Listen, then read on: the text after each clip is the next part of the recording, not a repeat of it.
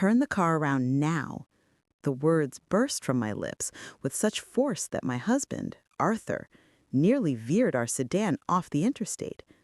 We were somewhere in northern New York, perhaps an hour from the Canadian border, when a powerful intuition struck me, a gut feeling that something was terribly wrong. "Eleanor, what's going on?" Arthur asked, already pulling over to the shoulder as vehicles roared past. My hands were trembling as I gazed at the innocent-looking duffel bag on the back seat. Just moments prior, my son, David, had phoned me. His voice, oddly sweet and gentle, inquired about that very bag. The way he said, "I love you," before hanging up. In all his 45 years, David had said those words to me only a handful of times, and never, ever during a casual chat. "Something isn't right," I whispered, my heart pounding. "We have to turn back immediately." Arthur glanced at me with the same deep trust he had shown throughout our 5 decades of marriage. He didn't ask questions, he didn't argue, he just waited for a lull in the traffic and executed a U-turn that likely saved both our lives. You see, what I uncovered in that bag completely altered everything I believed about my own son and the family I'd been helping for years. What they had plotted for me, what they were ready to sacrifice to solve their financial troubles. It was so shocking, so unimaginable that even now, months later, I can barely believe my own child would place me in such danger. But I'm getting ahead of myself. To comprehend how we ended up on that highway, with me shouting at my husband to turn around before we crossed an international boundary, I must tell you about the 5 years leading up to that moment. 5 years of charity, sacrifice, and affection that my son's family had completely taken for granted. You see, I'd been assisting them financially ever since David lost his job. Month after month, year after year, I'd been their safety net, their fix for every crisis. And they repaid that kindness by concocting something so monstrous, so illegal, that it could have ruined my entire life. Let me start from the beginning, and you'll understand precisely why those 4 words, "turn the car around," were the most important I've ever spoken. My name is Eleanor Peterson. I'm 71 years old, and I reside with my husband of 53 years in our cozy 3-bedroom home in Albany, New York. We raised 3 children in this house, and after decades of working as a school secretary, I retired with a modest pension and some savings we'd carefully built up over time. Life was calm, peaceful even, until 5 years ago when everything changed for our son David's family. David had been a warehouse supervisor for nearly 15 years when the company suddenly downsized. Just like that, at 45 years old, he was out of work with a wife, Victoria, and their 8-year-old son to provide for. The job market was brutal. Even when David did find work, it was always temporary positions that paid significantly less than what he'd been earning. As his mother, how could I just stand by and watch my son's family struggle? It started small, a couple $100s here and there to help with groceries when things got tight, and gas money so David could keep looking for employment. Then their landlord increased the rent, and they couldn't cover the difference. What was I supposed to do? Allow my grandson to be evicted? Before I knew it, I was covering most of their major monthly expenses, their rent, car payments, insurance, utilities.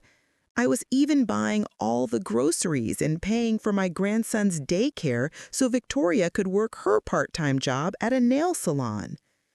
"Mom, I promise this is just temporary," David would say whenever I handed him another check. "As soon as I get back on my feet, I'll pay you back every single cent." Victoria would agree, though I noticed she never seemed quite as grateful as David. Sometimes I'd catch her rolling her eyes when she thought I wasn't looking, or making little comments about how some people have it easier than others. But I pushed those feelings aside because family helps family, right? And oh, how I loved spending time with my grandson. I was babysitting him almost every weekend, taking him to the park, reading him stories, spoiling him the way grandmothers are supposed to do. Those moments made every sacrifice worthwhile. Arthur would sometimes worry that we were giving too much. "Eleanor, honey, we need to be careful about our own retirement," he'd say gently, but I couldn't bear the thought of my grandson going without. Besides, we were managing just fine on our pension and Social Security. The years blended together like that. David would find a job, lose a job, find another one that didn't pay enough. I kept writing checks, kept covering their shortfalls, kept being the dependable safety net that held their whole lives together. By the time my grandsons started school, I realized I'd been supporting them for almost 5 years straight. Not occasionally, not just in emergencies, but consistently, month after month. They'd never had to worry about making ends meet because Grandma Eleanor was always there to fill in the gaps. I thought I was being a loving mother and grandmother. I thought I was helping them get through a difficult period until they could stand on their own feet again. What I didn't realize was that somewhere along the way, my generosity had stopped feeling like a gift to them and had started feeling like an obligation. They'd grown so accustomed to my support that they began to expect it, to plan their lives around it, to see my money as their money. And when I finally, for the first time in 5 years, said no to one of their requests, well, that's when I discovered just how much my own family truly valued me beyond my bank account. Last January, everything shifted with a single phone call. My grandson had been attending the local public elementary school, and by all accounts, he was performing well academically. But Victoria got on the phone and painted a completely different picture.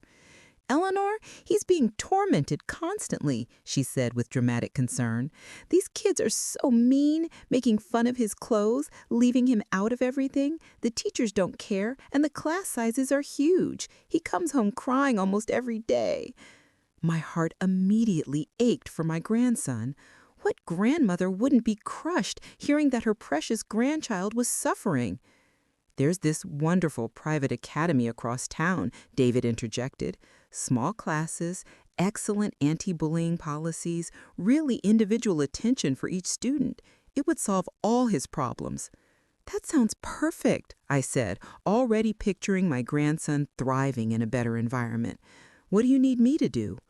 "Well," Victoria's voice got a little softer, "the tuition is pretty steep. It's about $15,000 for the rest of this school term, and then it goes up to $18,000 annually after that." My stomach dropped. Those figures were enormous compared to anything they'd ever requested before. But then I thought about my grandson's tearful little face, and I almost said yes right then and there. Almost. "Let me think about this," I heard myself say. "That's quite a bit more than our usual assistance." There was silence on the other end. I could practically feel their surprise through the phone. "Mom," my son said slowly, "this is about your grandson's happiness and future. Surely that's worth any amount of money." For 3 days, I wrestled with the decision. Arthur and I talked it through countless times. We looked at our budget, our retirement plans, our own financial security. The truth was, we could afford it, but it would mean significant changes to our lifestyle and future planning. But something else was bothering me too. In all the times I'd babysat my grandson recently, he'd seemed perfectly happy, chatty about his friends, excited about school projects, never mentioning torment or problems. When I gently asked him about school, he just shrugged and said it was fine and went back to playing. Finally, I called them back. "I've thought about this carefully," I told David and Victoria. "I love our boy more than anything, but I think we should explore other options first. Maybe we could meet with his teachers or look into the school's anti-bullying programs or even consider a different public school before jumping to private education. The silence that followed was ice cold. "So you're saying no?" she said flatly.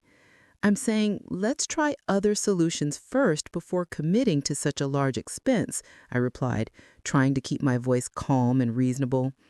"Unbelievable," I heard her mutter to David, though she clearly intended for me to hear it. Some grandmother. The phone call ended shortly after that, with promises to look into other options that I could tell they had no intention of pursuing. Within a week, everything changed. Suddenly, my weekend babysitting sessions were canceled. "We're busy this weekend," became the standard response when I'd call to ask about seeing my grandson. Family dinners at their house, which had been a monthly tradition, stopped being mentioned. When I'd call just to chat with my grandson, the conversations became awkward and rushed. "He's doing homework," or "he's playing with friends," or "it's not a good time," became Victoria's usual responses. The worst part was running into them at the grocery store one afternoon. My grandson saw me and ran over with the biggest smile, throwing his little arms around my waist for a hug.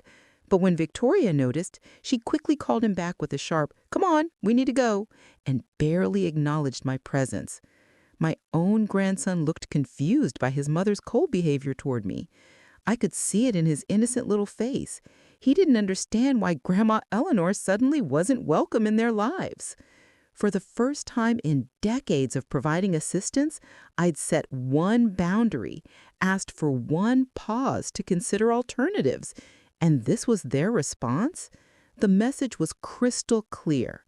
My value to them was purely financial. The grandmother who had covered their expenses, watched their child, and been their safety net for half a decade was being punished for daring to say, "Let's think about this," instead of immediately writing a check. 2 months went by like this. 2 months of being shut out, of missing my grandson terribly, of wondering if I'd made a terrible mistake. I started to question myself. I started thinking maybe I should just pay the tuition and get my loved ones back. That's exactly when they called with their sudden change of heart and the invitation that would lead us to that highway in upstate New York. Looking back now, I realized those 2 months of cold treatment weren't punishment for saying no. They were preparation for something much worse. Then, just as abruptly as the freeze had begun, it ended. It was early April when my phone rang, and I heard my son's voice sounding more cheerful than it had in months. "Hey, Mom, how are you and Dad doing?" he asked with an enthusiasm that immediately caught my attention. After 2 months of barely speaking to us, this dramatic shift felt almost jarring. "We're fine, dear," I said cautiously. "How's everyone there?" "Great, actually. That's why I'm calling. Victoria and I have been talking, and we realized we've been way too stressed about everything lately. We thought maybe it would be good for all of us to get away together, spend some quality time as a family."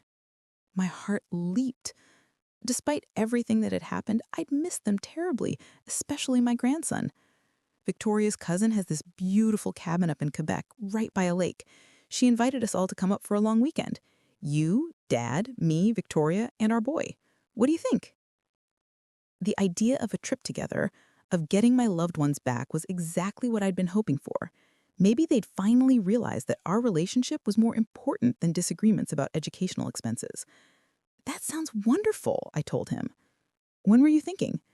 "This coming weekend, actually. I know it's short notice, but Victoria's cousin just had a cancellation and the weather's supposed to be perfect. It would be such a great opportunity for our boy to see his grandparents and for all of us to reconnect." We made plans for them to drive up with us. Arthur and I had a comfortable SUV that could fit everyone, and they mentioned something about bringing fishing gear and games for our grandson. "Oh, and Mom," David added as we were finishing up the call, "would you mind carrying one extra bag for us? Your car is packed pretty tight with all the kids' stuff and fishing equipment. It's just a small duffel bag." "Of course, sweetheart," I said without hesitation.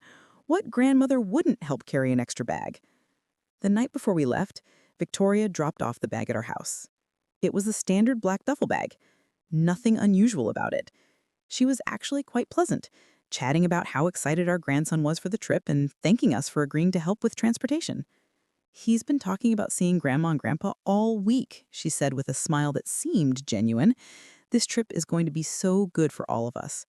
I went to bed that night feeling hopeful for the first time in months. The next morning, we decided to take 2 cars, since there was so much luggage, fishing equipment, and supplies for the weekend. Arthur and I took our SUV with the duffel bag and some of the gear, while David drove their car with Victoria and my grandson following behind us. The drive started out perfectly. Our grandson kept waving at us from their car, and we'd pull alongside at red lights so he could show us his travel games and snacks. It felt like old times, like we were a close-knit family again. We'd been driving for about 3 hours, making good time toward the Canadian border, when my phone rang. It was David, calling from their car behind us. "Mom, hey, quick question," he said, and something in his tone immediately put me on edge. There was a nervous quality to his voice that I'd never heard before. "Yeah, honey? That bag Victoria gave you, you've got it with you, right? It made it into the car?" "Yes, of course. It's right here next to me." "Good, good. And you haven't, you didn't need to move anything around in it or anything, right?" The question was odd. Why would I be going through their personal bag? "No, sweetheart, I haven't touched it. Why?" "Oh, no reason. Just making sure everything's secure for the border crossing. You know how careful they are these days." He paused, and then he said something that sent chills down my spine. "I love you, Mom. You know that, right? I really, really love you." My son had never, in his entire adult life, called me just to tell me he loved me. Never. And certainly never with that intensity, that almost desperate tone. I hung up the phone, but my hands were trembling. Every maternal instinct I'd developed over nearly 70 years was suddenly screaming at me that something terribly was wrong. "Turn the car around now." That's when I shouted those words to Arthur, the words that probably saved both of our lives. We pulled over at the next exit, and while Arthur kept a lookout, I quietly unzipped that innocent-looking duffel bag. What I discovered inside made my blood run cold. Carefully concealed beneath my grandson's folded pajamas, and some of his favorite toys were small packages wrapped in plastic. Even at my age, I wasn't naive enough not to recognize what I was looking at. Drugs. A significant quantity of them. My own son and his wife had planned to use me as an unwitting drug smuggler across an international border. They'd counted on my love for my grandson, my desire to reconnect with them, and my complete trust to carry their illegal cargo without question. If we'd been caught at that border, and with the way they were checking cars that day, we very well might have been. I would have been the one facing criminal charges. At 71, I would have been looking at years in prison for drug trafficking. And David's phone call? That wasn't him checking on the bag. That was him getting emotional because he knew he was about to destroy his mother's life to solve his own problems. The worst part was realizing that this entire reunion trip had been planned from the moment I'd said no to that tuition. The cold treatment, the sudden reconciliation, the urgent timeline, the cousin's cabin, all of it had been a carefully orchestrated plot to manipulate my love for them into committing a federal crime. As I stared at those packages hidden among my grandson's innocent belongings, I understood that my own child was willing to sacrifice everything, my freedom, my reputation, my entire future, rather than learn to live within his means or find legal solutions to his financial troubles. That was the moment I understood that the Eleanor who had spent half a decade enabling and supporting them was gone forever. Standing there on that highway shoulder, staring at those packages hidden beneath my grandson's innocent pajamas, I felt something shift inside me permanently. The Eleanor who had spent half a decade making excuses for her son's poor choices was gone. The grandmother who had prioritized keeping the peace over protecting herself had vanished in that moment of terrible clarity.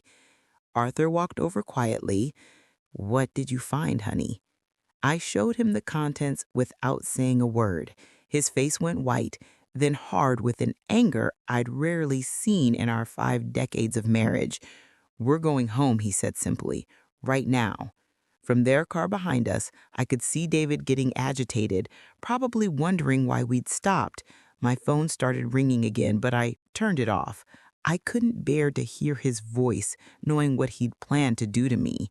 The drive back to Albany was silent between Arthur and me, but my mind was racing. Every moment of the past 2 months suddenly made perfect sense. The cold treatment after I'd refused the tuition wasn't punishment, it was preparation. They needed to create distance so that when they suddenly invited me on this trip, I'd be so grateful for the reconciliation that I wouldn't ask questions. They'd manipulated my love for my grandson, my desire to reconnect with them, and my complete trust to nearly destroy my life. As I stared at those packages hidden among my grandson's innocent belongings, I understood that my own child was willing to sacrifice everything, my freedom, my reputation, my entire future, rather than learn to live within his means or find legal solutions to his financial troubles. That was the moment I understood that the Eleanor who had spent half a decade enabling and supporting them was gone forever. When we pulled into their driveway, David and Victoria were already out of their car, looking confused and increasingly panicked. "Mom, what's going on?" my son called out as I walked toward their front door with the duffel bag. "Why did we turn around? We were almost there." I set the bag down on their doorstep and looked at my son, really looked at him. When had he become someone I didn't recognize?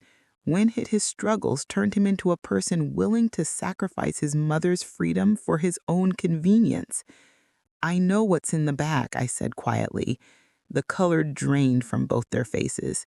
Victoria grabbed my son's arm, and I could see them exchanging panicked glances. "Mom, I can explain," David started. "No," I cut him off, my voice steady despite my trembling hands. "There's nothing to explain. You plan to use me to commit a federal crime. You are willing to let me face prison time to solve your financial problems." "It wasn't like that," Victoria burst out. "We were desperate. We owe people a lot of money, and they were threatening us. We thought if we could just make one trip. You thought you could sacrifice me instead of dealing with your own choices," I finished for her. My grandson was standing behind them, looking confused and scared by the adult's strange behavior. My heart broke for him, caught in the middle of their parents' terrible decisions. "I want you to listen to me very carefully," I continued, my voice growing stronger. "I will no longer be providing any financial assistance to your household. No rent help, no car payments, no groceries, no emergency funds, nothing." "Mom, you can't be serious," David said, desperation creeping into his voice. "We depend on that support. We can't survive without it." "Then you'll need to figure out how to survive, won't you? The same way millions of other adults manage their finances without putting their mothers at risk for federal drug charges." I turned to walk back to our car, but David grabbed my arm. "Please, just think about this. We made a mistake, but if you cut us off now, we'll lose everything, the house, the cars, everything." I gently pulled my arm free and looked at him one last time. "You were willing to let me lose everything, my freedom, my reputation, my entire future. Now you'll have to face the consequences of your own choices." As we drove away, I could see them in my rearview mirror, standing in their driveway holding that bag, probably realizing for the first time that their financial safety net was gone forever.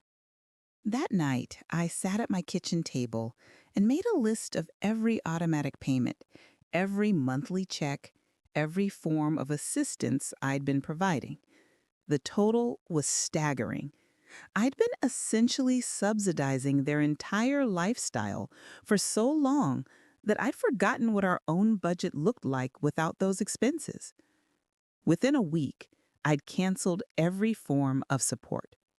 The bank accounts they had access to for emergencies, the credit card I'd given them for groceries, the automatic payments for their car insurance, all of it gone. I also did something else that night. I called a lawyer and described what had happened, asking what legal steps I should take to protect myself. He was horrified by their plan and helped me document everything in case they ever tried to claim I'd been involved willingly.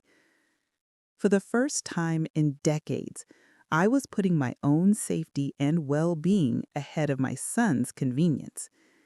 It should have felt selfish, but instead it felt like the most responsible thing I'd ever done. Because the truth was, by enabling their poor choices for so long, I hadn't been helping them. I'd been preventing them from learning to solve their own problems, to live within their means, to make adult decisions about their lives. And now, finally, they would have to. 4 weeks after I cut them off, reality hit them hard. My phone started ringing constantly. First it was David, then Victoria, sometimes even using my grandson's phone to try to guilt me into answering. I let every call go to voicemail. The messages started out angry. "Mom, our credit cards are being declined everywhere. You can't just abandon us like this." Then they became desperate. "Please, we're about to lose the house. Just help us one more time and we'll figure something else out." But I had heard those promises before, for 5 long years. This time, I stayed strong. Then came the call from my daughter-in-law's sister, whom I barely knew. "Eleanor, I think you should know that Victoria and David are planning to try that Canada trip again," she said quietly. "But this time, they're planning to go themselves. They're desperate, and I'm worried they're going to do something stupid." My blood ran cold. Even after everything that had happened, they were still planning to traffic drugs rather than find legal solutions to their debt problems. "When is this?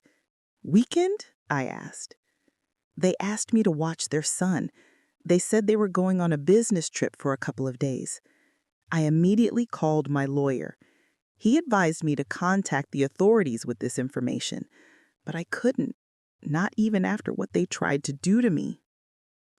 That Saturday morning, I was drinking coffee in my kitchen when my phone rang. It was a number I didn't recognize. "Is this Eleanor Peterson?" a woman's voice asked. "Yes, this is Officer Martinez with U.S. Border Patrol.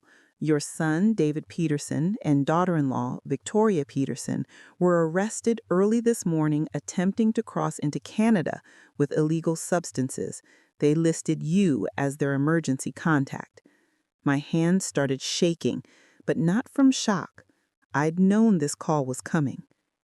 "Where is their son?" I managed to say. "He's currently with a family member, but Child Protective Services needs to arrange proper placement since you're listed as next of kin."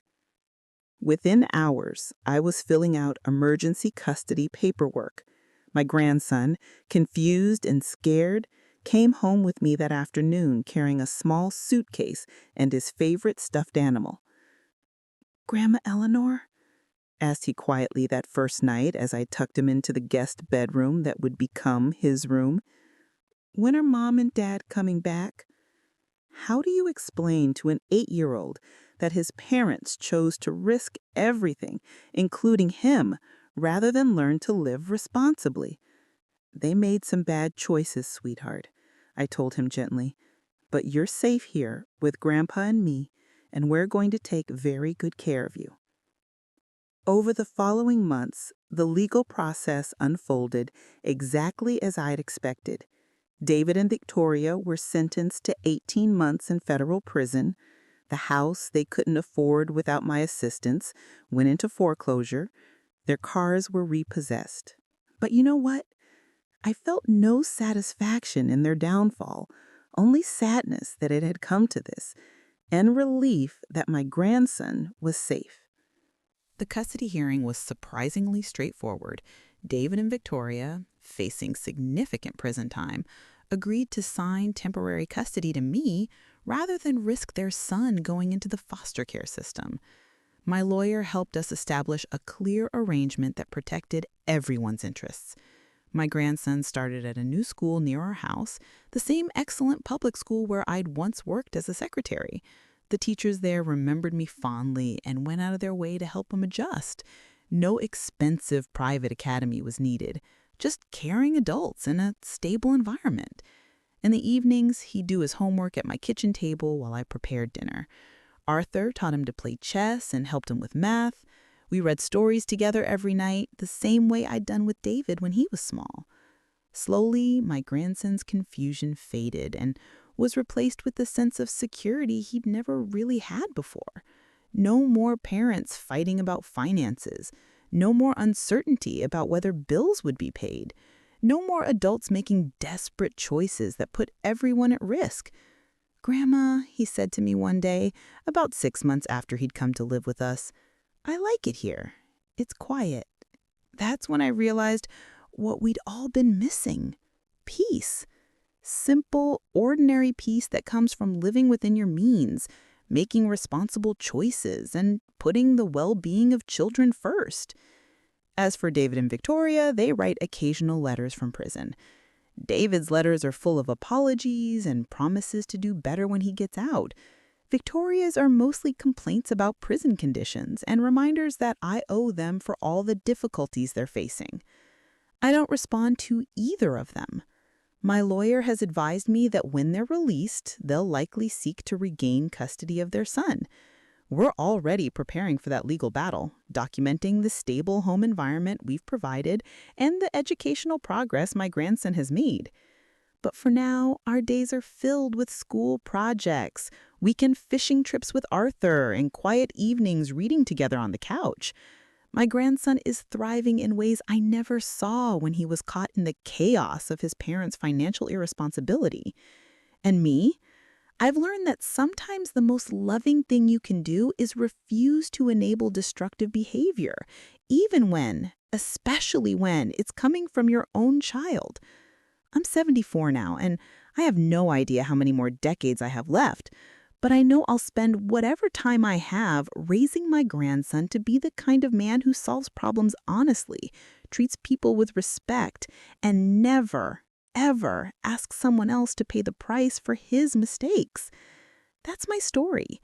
That's how a grandmother's protective instincts and willingness to set boundaries saved not just her own life, but gave her grandson the stable childhood her parents couldn't provide. Sometimes the most powerful thing you can say to people who take advantage of your generosity isn't, "I'll help you one more time." Sometimes it's, "I love you too much to keep enabling you." And sometimes that's exactly what the next generation needs to hear.